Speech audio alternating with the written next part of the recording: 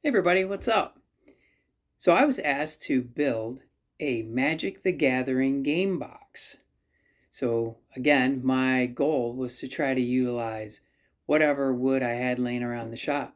And it just so happened that I happen to have a lot of spalted basswood and it has some great grain in there. So I thought I would give that a whirl and give it a shot. Stick around.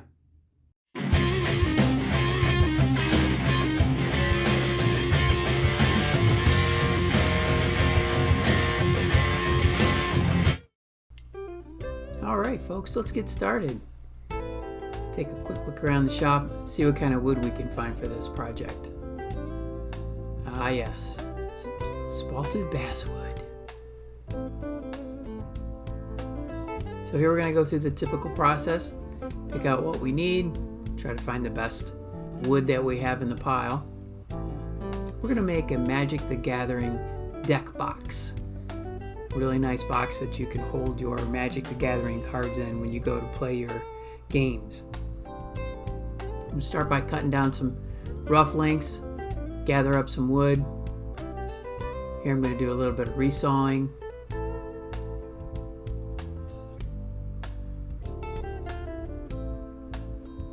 Ooh, smoky!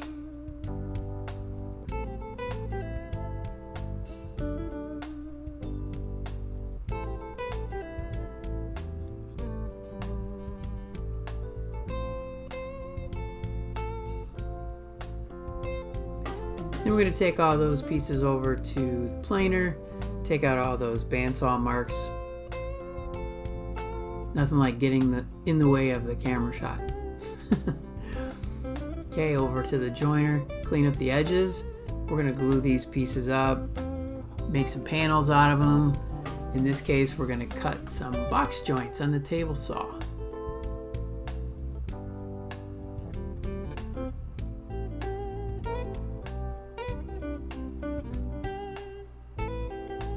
So here all I did was just mark out the lines that I'm going to use for my box joints and then lined them up with the kerf line in my sled here just to kind of create some box joints, and then clamping it up there in place when I felt the blade was getting a little bit too close to the fingers.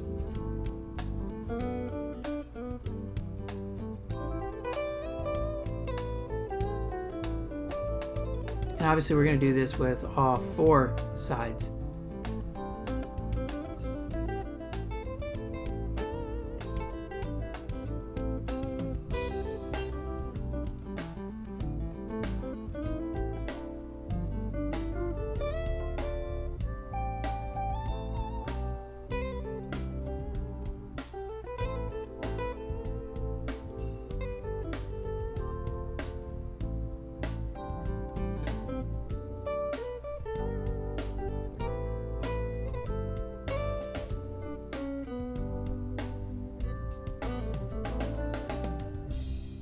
Checking those edges.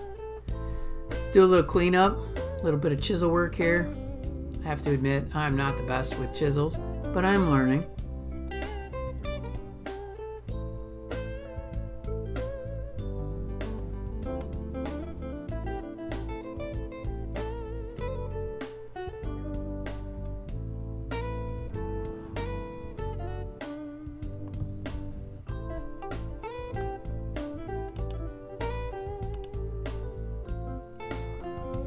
So let's lay everything out, do a little bit of a dry fit, make sure everything works good.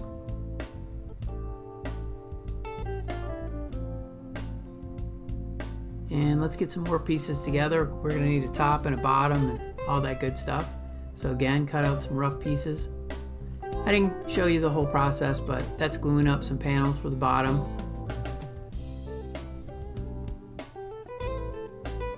Clamps, clamps, clamps. Let's wipe a little bit of that excess glue off of there so that we don't have to sand for 5 hours. Everybody loves sanding. So I got the box clamped up and glued. I got the top clamped up and glued. Little walk around showing that.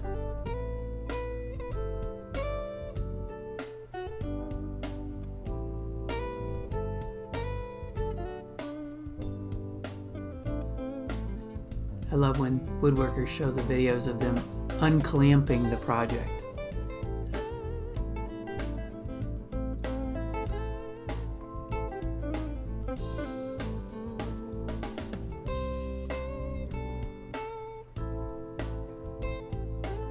Yep, that's a box. Let's check it for square. Make sure we're good.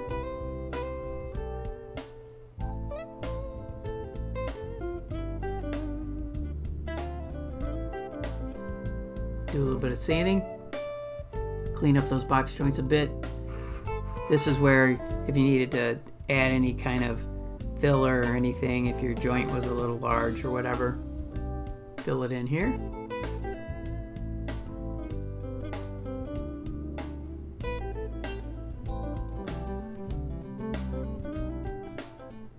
So I think it started with like an 80 grit, and then I moved up here to like a 120, just to kind of smooth that up a bit.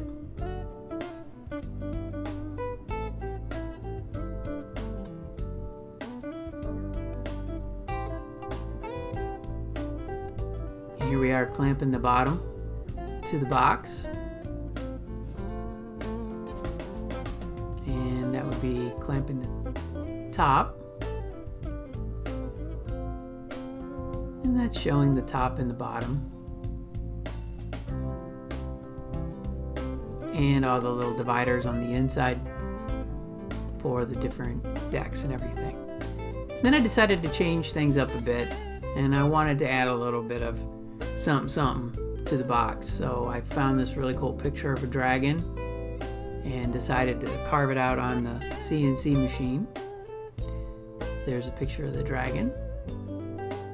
The plan was to fill that with a really cool epoxy and then put that onto the top.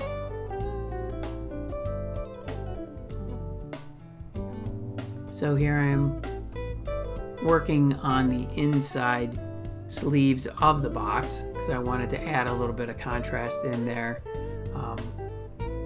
So I'm just cutting some 45s so that I can do those corners up real nice.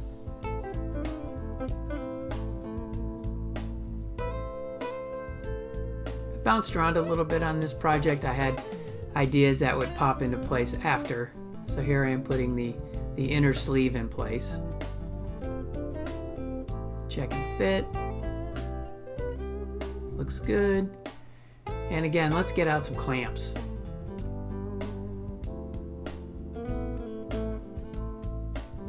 So add a little bit of glue. Spread it around real nice.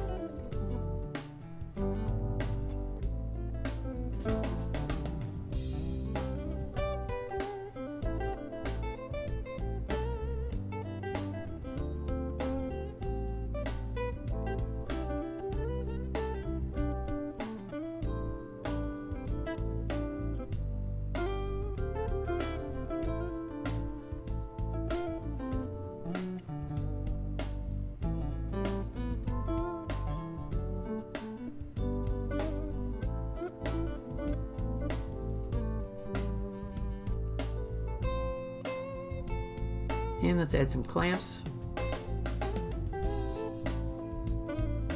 You can never have too many clamps.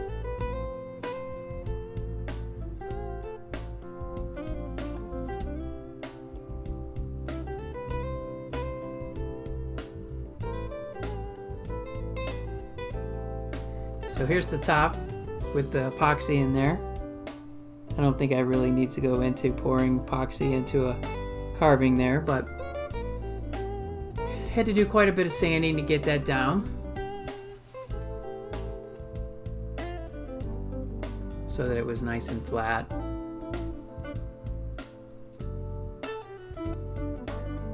So here we are putting this onto the top.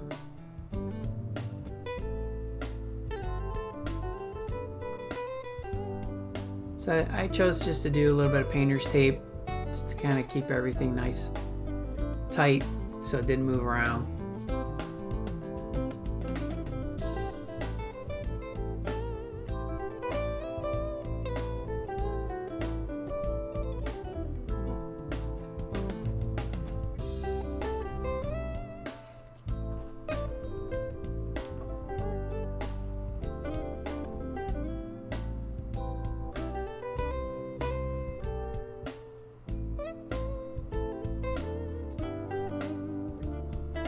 And let's do a little bit more resawing.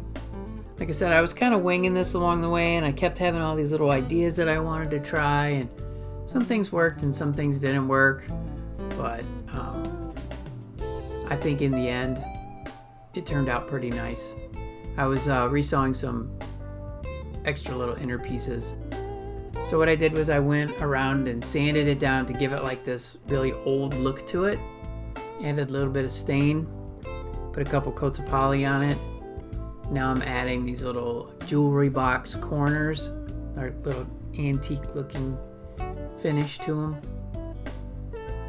Tiny little nails.